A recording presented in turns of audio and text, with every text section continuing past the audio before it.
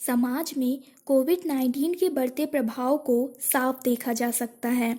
इस महामारी के प्रभाव को नियंत्रित करने के लिए दुनिया भर में लॉकडाउन किया गया, पर महामारी को नियंत्रित करते करते हमारा देश अन्य संकटों से भी घिर गया है।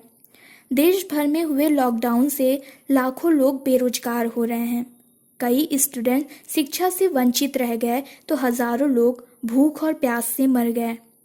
देश में बढ़ती बेरोजगारी को देखते हुए लोग अब घरेलू साधनों का उपयोग अपनी जीविका चलाने के लिए करने लगे हैं, जिससे देश में लाखों बच्चे बाल मजदूरी के शिकार हो रहे हैं।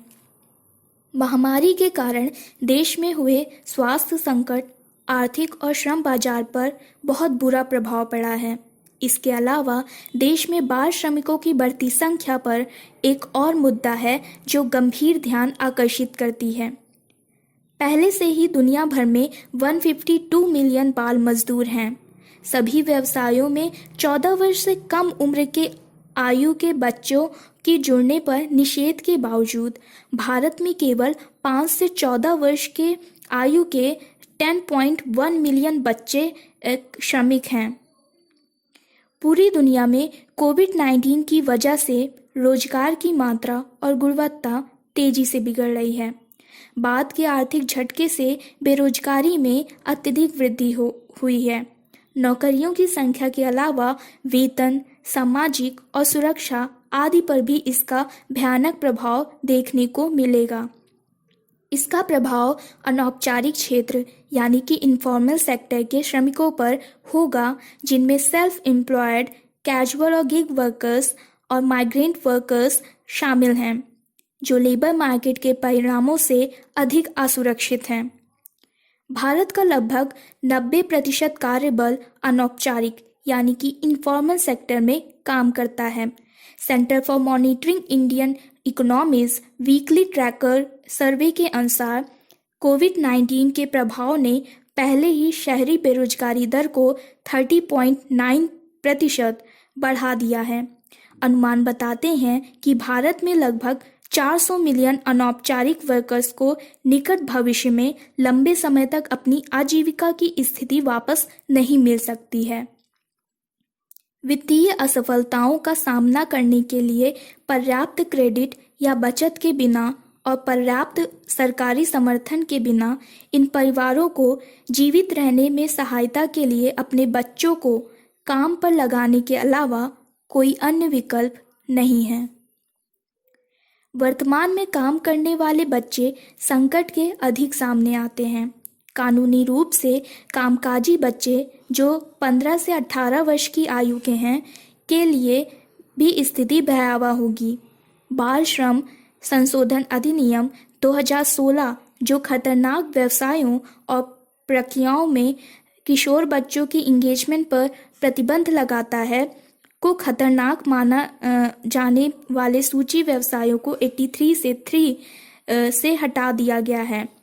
हालांकि डेटा 15 से 18 वर्ष के बीच के बच्चों को भारत के बाल श्रम 62.8% कर्मचारियों के लिए खतरनाक काम के खाते में दिखाता है, जिनमें से 10% परिवार के उद्यमों में लगे हुए हैं।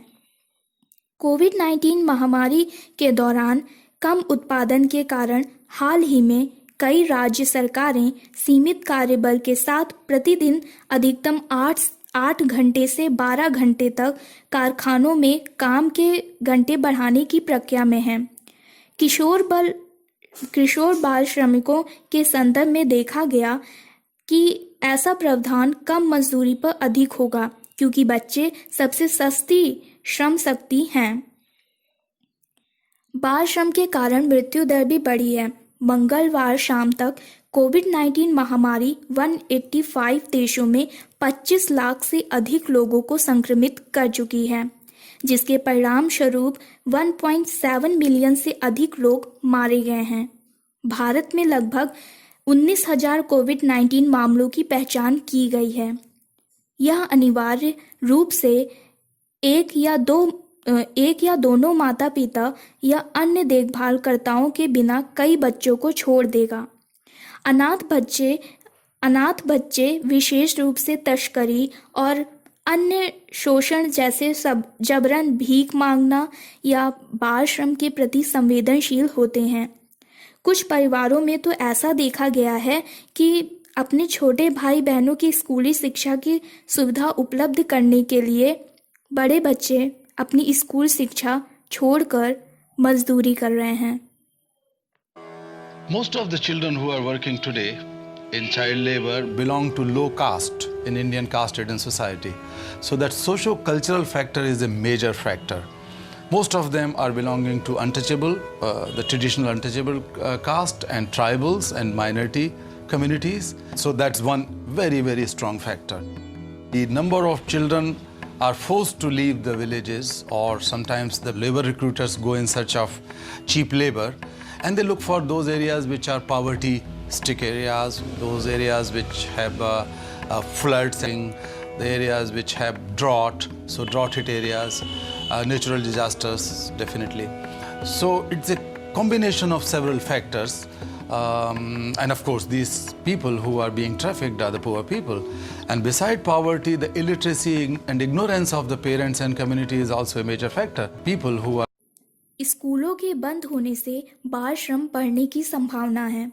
कोविड-19 महामारी के प्रसार को रोकने के लिए एक तत्कालिक उपाय के रूप में दुनिया भर की सरकारों ने शैक्षणिक संस्थानों को बंद कर दिया है। यूनेस्को का अनुमान है कि 20 अप्रैल तक कुल पंजीकृत शिक्षार्थियों में से 91.3% यानी 191 देशों की 1.57 बिलियन शिक्षार्थी स्कूल बंद होने से प्रभावित थे। भारत सरकार ने भी देशव्यापी स्कूल बंद करने का विकल्प चुना है। यूनेस्को का यह भी अनुमान है कि भारत में लगभग 32 करोड़ शिक्षार्थी प्रभावित हैं, जिनमें से 15.8 करोड़ महिलाएं और 16.2 करोड़ पुरुष छात्र हैं। ज़्यादातर फोकस ऑनलाइन लर्निंग प्लेटफॉर्म पर रहा है, भले ही दुनिया के लगभग आधे हिस्से में इंटरनेट नहीं है। इसी तरह का दृश्य भारत में भी है। मानव संसाधन विकास मंत्रालय ने सुझाव दिया है कि स्कूलों को स्कूल के घंटों के नुकसान की भरपाई के लिए अपने छात्रों के साथ डिजिटल प्लेटफॉर्म के माध्यम से जुड़ना चाहिए। अब तक ज़्यादातर निजी स्कूलों और केंद्रीय विद्यालय जैसे सार्वजनिक स्कूलों ने ऑनलाइन कक्षाओं की शुरुआत की है।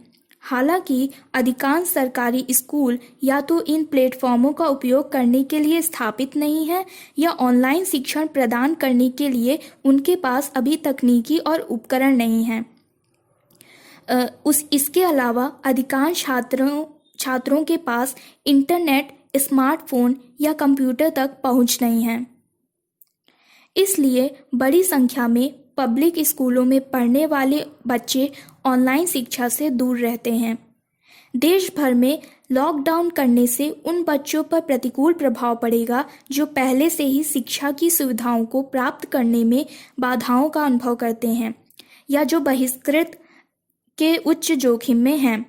इसमें विकलांग बच्चे, दूरस्थ स्थानों के छात्र, प्रवासी श्रमिकों के बच्चे या जिनके परिवार में नौकरी छूटने या अनिश्चित रोजगार के परिणाम स्वरूप आय की कमी हुई है, वे लोग शामिल हैं।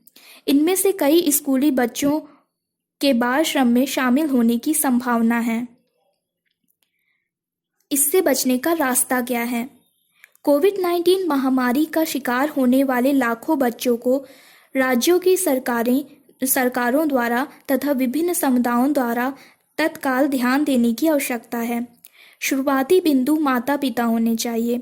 अर्थव्यवस्था और श्रम मांग को प्रोत्साहित करने के लिए सभी अनौपचारिक क्षेत्रों के श्रमिकों को रोजगार और आय सहायता प्रदान करने के लिए सबसे पहले समन्वित नीतिगत प्रयास किए जाने चाहिए।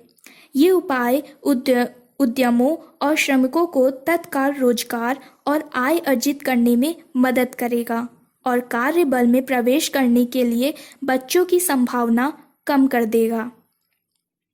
प्रत्यक्ष उपाय के रूप में राज्यों को सभी उपलब्ध प्रौद्योगिकी का उपयोग करते हुए सभी बच्चों के लिए शिक्षा जारी रखने के प्रयासों को प्राथमिकता देनी चाहिए। स्कूल की फीस और अन्य संबंधित स्कूल खर्चों की वित्तीय सहायता या छूट उन बच्चों को दी जानी चाहिए जो किसी कारणवश स्कूली शिक्षा से वंचित रह गए हैं। विकलांग बच्चों को शामिल करने के लिए सरकारों को भी उपाय करने चाहिए। राज्य विकलांग बच्चों पर काम करने वाले स्थानीय गैर सरकारी संगठनों तक पहुंचे और प्रतिक्रिया के हर चरण में उनके साथ संलग्न हो। कोविड-19 के कारण अनाथ बच्चों की पहचान करने के लिए विशेष प्रयास किए जाने चाहिए और उनके लिए आश्रय और देखभाल की व्यवस्था प्राथमिकता के आधार पर की जानी चाहिए। केंद्र और राज्य दोनों सरकारें लोगों की बुरी स्थिति के निवारण के लिए पहले से ही कई निर्णायक उपाय लागू कर रही हैं। इनमें निःशक्त परिवारों को मुफ्त राशन, भोजन और आश्रय शामिल हैं। अनौपचारिक श्रमिकों को सामाजिक लाभ, कम आय वाले लोगों को कर राहत आदि शामिल हैं।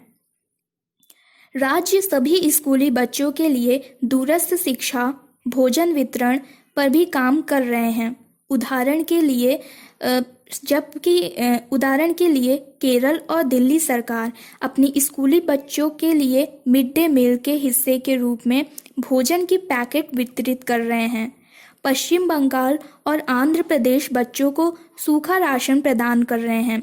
महाराष्ट्र सरकार ने भी सभी सहायता प्राप्त और बिना सहायता प्राप्त स्कूलों को तालाबंदी के दौरान फीस जमा नहीं करने का आदेश दिया है। दिल्ली सरकार ने स्कूलों से केवल मासिक ट्यूशन फीस जमा करने को कहा है।